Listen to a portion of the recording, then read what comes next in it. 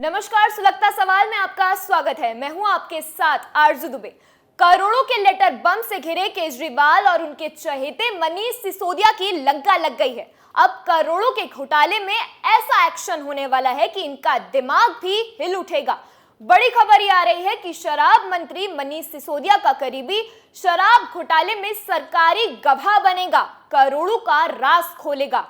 इसके लिए बकायदा सीबीआई ने राउज एवेन्यू कोर्ट में अर्जी दाखिल कर दी है। इसके साथ ही कोर्ट में घोटाले के जो सबूत पेश किए गए हैं, उन्होंने जजों को हैरान कर दिया है। जल्द दिनेश अरोड़ा के सरकारी गवाह बनने पर कोर्ट मोहर लगा देगा, जिसके बाद शुरू होगा असली खेला। दिनेश अरोड़ा के सरकारी गवाह बनने की खबर ने आम आदमी पार्टी में तहलका मचा दिया है। क्योंकि दिनेश अरोड़ा वो शख्स हैं जो मनीष सिसोदिया के नस नस में बह रहे खून की टेंशन हाई कर दी है। क्योंकि दिनेश अरोड़ा केजरीवाल और सिसोदियों के अंदर का आम आदमी है, वो सिसोदियों की सारी करतूतों के बारे में जानता है।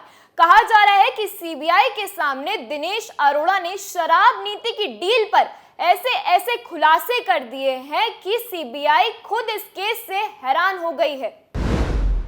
क्या दिनेश अरोड़ा खोलेगा घोटाले के राज? क्या सिसोदिया का जेल जाना हुआ तय? सरकारी गवाह से क्यों घबरा रहे केजरीवाल?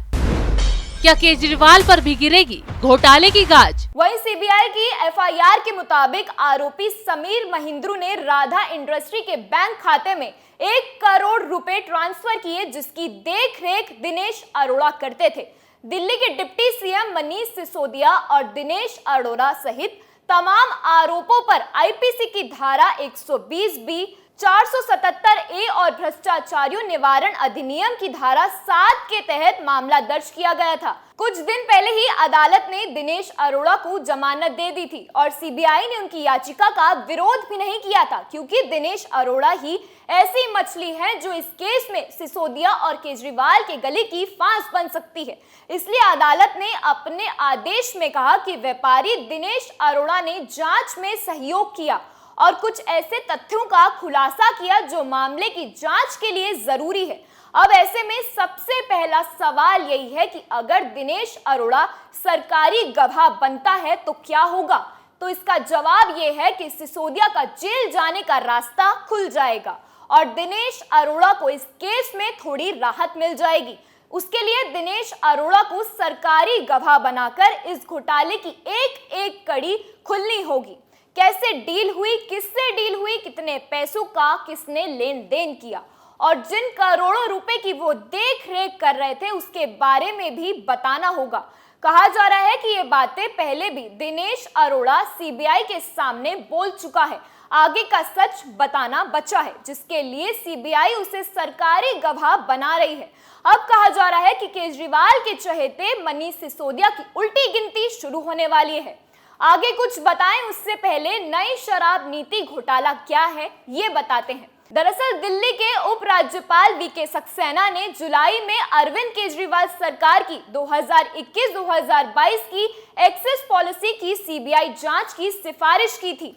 पिछले साल 17 नवंबर को लागू की गई इस नीति के तहत 32 इलाकों को 849 दुकानों के लिए रिटेल लाइसेंस देने की बात हुई थी। हालांकि दिल्ली के कुछ इलाकों की पहचान न होने के कारण कई शराब की दुकानें नहीं खुल पाई थी। दिल्ली सरकार के इस शराब नीति का बीजेपी और कांग्रेस दोनों ने विरोध किया था। साथ ही उनकी शिकायत एलजी से भी की थी। एलजी वीके सक्सेना ने जुलाई में चीफ सेक्रेटरी की रिपोर्ट के आधार पर जांच के आदेश दिए। रिपोर्ट में कहा गया कि नई शराब नीति पहली नजर में जीएनसीटीडी अधिनियम 1991, व्यापार नियम 1993, दिल्ली एक्साइज एक्ट 2009 और दिल्ली एक्साइज रूल 2010 का उल्लंघन करती है। आरोप ये भी लगे कि शराब लाइसेंस धारियों को अनुसूचित लाभ देने के लिए जानबूझकर प्रतिक्रिया में चूक की गई। इसके अलावा शराब की दुकानों के मालिकों ने 144 करोड़ रुपए माफ करने के लिए एक्साइज डेवलपमेंट का फैसला भी सवालों के घेरे में आ गया। इस मामले में सीबीआई ने दिल्ली के डिप्टी सीएम मनीष सिसोदिया समेत 15 लोगों के खिलाफ आईपीसी की धारा 120B, 477A और भ्रष्टाचार निवारण अधिनियम की धारा 7 के तहत मामला दर्ज किया था। 19 अगस्त को सीबीआई ने सिसोदिया के घर समेत पूरे भारत में 31 जगहों पर छापेमारी की, जहां से सीबीआई को तमाम सबूत हाथ लगे। इसके बाद इस केस में एक एक कर कई गिरफ्तारियां हुई। पहले समीर महेंद्रू हत्थे चढ़े, फिर विजय नायर गिरफ्तार हुआ और फिर दिनेश अरोड़ा को गिरफ्तार किया गया।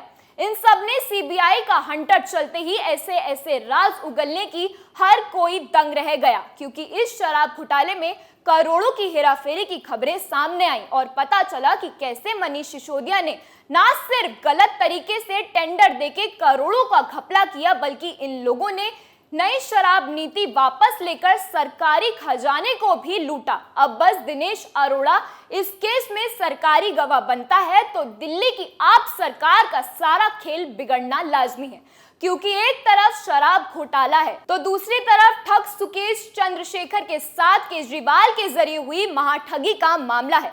सुकेश ने जेल से तीसरे लेटर बम फोड़कर करोड़ों की डील पर नया खुलासा कर दिया है। पहले लेटर में इस सुकेश ने आरोप लगाया था कि उसे दिल्ली में स्वास्थ्य मंत्री सत्येंद्र जैन ने 10 करोड़ रुपए देकर प्रोटेक्शन मनी ली थी।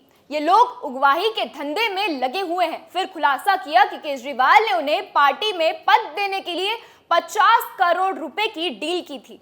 50 करोड़ रुपए केजरीवाल ने सुकेश से ये कहकर ठगे कि उन्हें पार्टी की तरफ से राज्यसभा पद दिया जाएगा। खुद केजरीवाल के किसी और के फोन से सुकेश से इस डील के लिए बात हुई थी। फिर सुकेश ने आरोप लगाया कि जब से उन्होंने केजरीवाल पर खुलासा किया है तब से उन्हें जेल में मारने की धमकी दी जा रही है।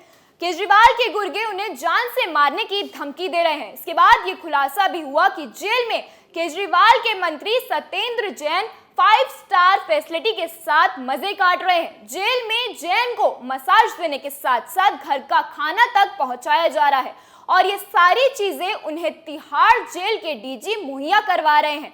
ऐसे में इस घोटालेबाज को ठग सुकेश में बड़े बड़े खुलासे कर बेनकाब किया। ऐसे में सुकेश में एलजी से इस मामले की जांच की बात भी कही है, जिसे केजरीवाल क्या मनीष सिसोदिया भी बौखलाने लगे। क्यों? क्योंकि सारे का काला चिट्ठा बाहर जो आ गया है और अब वो इस खुलासे को भी साजिश बता रहे हैं। लेकिन केजरीवाल चौतरफा फंस चुके हैं। अब दिल्ली की कुर्सी उनके हाथों से उन घोटालों की वजह से खिसकने वाली है। सुलगता सवाल में आज के लिए बस इतना ही। जल्द एक बार फिर हाजिर होंगे नए मुद्दे के साथ। देखते रहिए कैपिटल टीवी। नमस्कार।